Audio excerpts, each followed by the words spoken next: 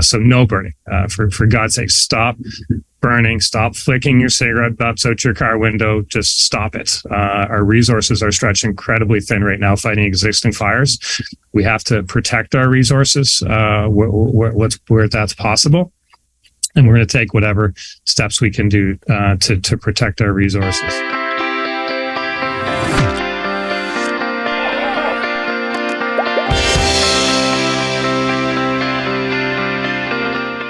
Hi, and welcome back. I'm Sheldon McLeod. This is Thinking Out Loud, presented to you by SaltWire. I hope you're okay. I hope everyone in your world is doing all right. It's been a very stressful few years, never mind the last few days. And I know that our colleagues at SaltWire are doing a tremendous job of trying to keep people informed, trying to make sure you have the latest information. Ian Fairclough. For those of you who don't know, Ian is also a firefighter and has been for many years. He has the latest up at the website, saltwire.com. I just wanted to talk a little bit about that because this has been an unprecedented few days in a lot of ways for a lot of people. Tens of thousands of folks got a call to say, get out of your home. You need to leave because of a wildfire. And with that comes anxiety. I'm seeing it on social media. I'm sure you are as well, that people are frustrated. It's overwhelming. And to put that perhaps in context, I wanted to talk to someone who sent out a news release, and it said quite simply or quite bluntly that there are anxious moments and it will take time and that everyone grieves differently. Dr. Simon Sherry is with Crux Psychology. He is a registered psychologist in Nova Scotia. Thank you again for doing this. So how are you coping through all this, Simon? Well, we're all involuntarily caught up in an enormously stressful experience. This is an overwhelming stressor. It's sudden and it's unexpected. Not for me personally, but for hundreds and now thousands in our community. This stressor is also an attack on our homes. And we want our homes to be safe and secure and our lives within those homes to be predictable. And we're getting anything but safety, security, and predictability from this fire as it attacks our homes and our communities.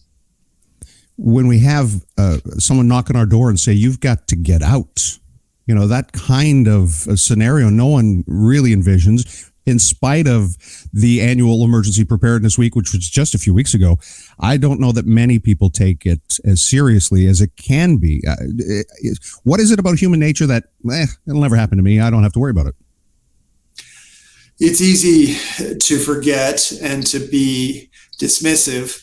And now all of a sudden we've got people confronting intense feelings about this. And that's going to result in strained relationships and physical symptoms like headaches. People's sleep will be disturbed. People's eating will be a mess. And they're going to have vivid memories of that knock on their door. This is a very stressful time. And I think in non-stressful periods, we like to lull ourselves into a sense of complacency. We like to live surrounded by the illusion of safety. And sometimes events like this shatter that illusion. That's a great point. I was driving into the office and I saw in my rearview mirror a man who looked very frustrated, and you could see the stuff piled behind him. Clearly, he'd been told to get out, and it was a typical morning's traffic, and he was yelling and he was frustrating, and you could see him smoking a cigarette, and like that to me signaled why I needed to speak to you, because there are people right now who are trying to just move on with their lives in the midst of a chaotic and perhaps devastating time. It's a very difficult set of circumstances to cope with, so I don't want to pretend magically like I have all the answers. But one thing I would tell the people is we need to give this situation some time. You need to give your brain, your body, and yourself some time to adjust to these new circumstances. And losing access to your home and abruptly being involuntarily evacuated really scrambles your routines. And humans thrive with routine. We want a regular sleeping and waking cycle, for example. So as quickly as reasonably possible, if people can return to some semblance of routine in terms of when they go to bed or when they eat, the faster they can get to the healthy regulation of routine, that will help ground them.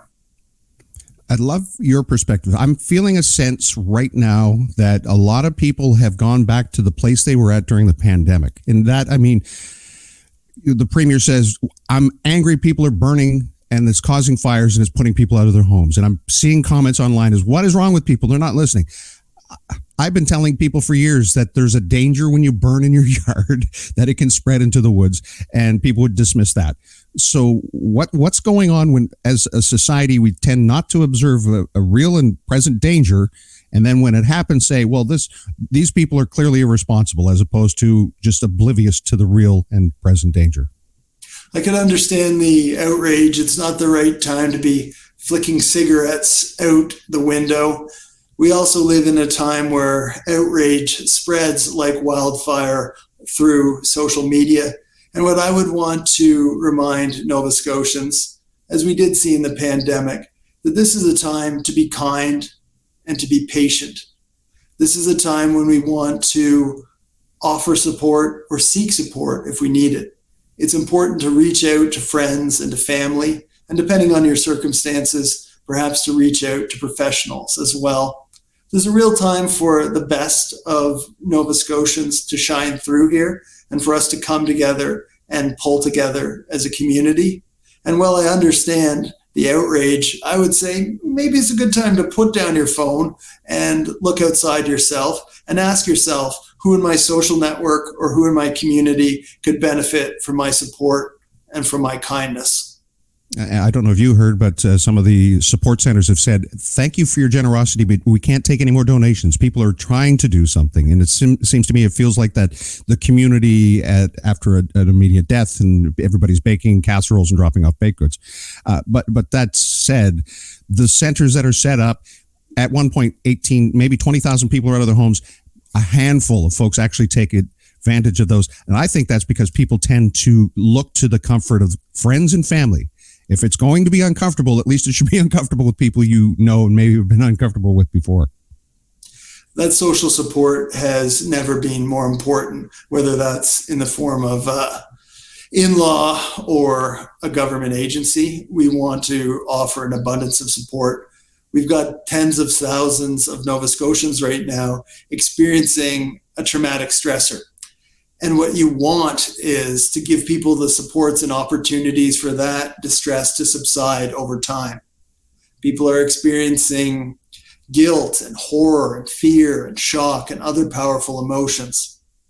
In general, on average, within 6 months or so, even after horrific stressors like this, those emotions start to subside. And that's the good news. Humans are resourceful and they are resilient, and over time, they do make sense of their problems and tend to figure them out.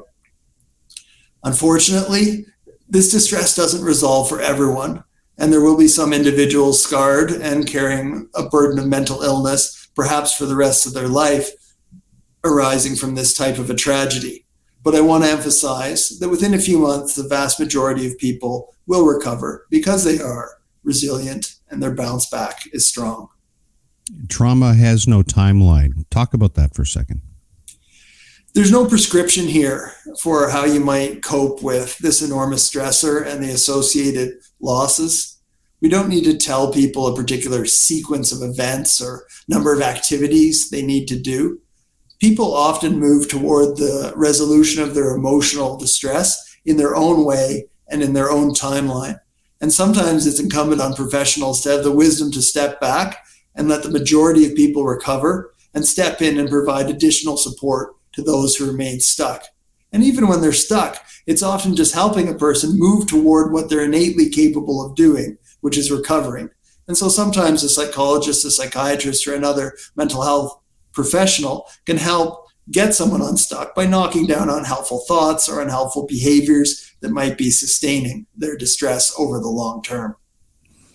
One of the recommendations or criticisms of the Mass Casualty Commission, to go back to that time, was that there were not enough adequate supports placed in community by government agencies. I know you've not ever really stepped into that political realm, but what is it that the government could be doing right now, should be doing right now, in addition to what they are already doing? Credit to our government for being more proactive than most in terms of trying to address the health concerns of Nova Scotians. That being said, we have a critical need for more mental health infrastructure. We don't have enough psychologists, psychiatrists, social workers, or other mental health supports to address even a fraction of the mental health need within our community. So if we're going to have a vital, healthy society here in Nova Scotia, additional investments in that training and that infrastructure is essential. Not only for these peak periods of emergency where demand is high and obvious, but to help those mired in mental illness on a day-to-day basis. What is our takeaway here? What do you want us to know? I'd want people to understand when they're involved in this fire that it is enormously stressful, that they should grant themselves some time to adjust, and that they should put some faith in their resilience, their resourcefulness, and their ability to bounce back. And if, after a few weeks or months, you find yourself still stuck, then reach out to a professional within your community. There are absolutely effective interventions pharmacologically and in terms of therapy that can help resolve and treat trauma. These are resources that are well tested and available, and certainly a ray of hope in a dark time. Crux Psychology, Dr. Simon Cherry, I really do appreciate your time, your thoughts, and your advice today, and we'll invite people to perhaps reflect on this and know that it is a setback right now. It's temporary. Of course, then the stresses of if your house burned, the insurance part, I mean, there's going to be a lot of work for a lot of people over the next number of months, and that's a huge undertaking as well. I'm assuming you can appreciate that. Absolutely. And I'm glad to be able to share these ideas and advice with our community at a vulnerable time. And it is a huge stressor to find your house under attack. The safety and security we've already touched upon, but a house is also the place where Canadians disproportionately concentrate our income. And therefore, it's a huge threat to the well-being of a family. Dr. Simon Cherry, take care. Thank you.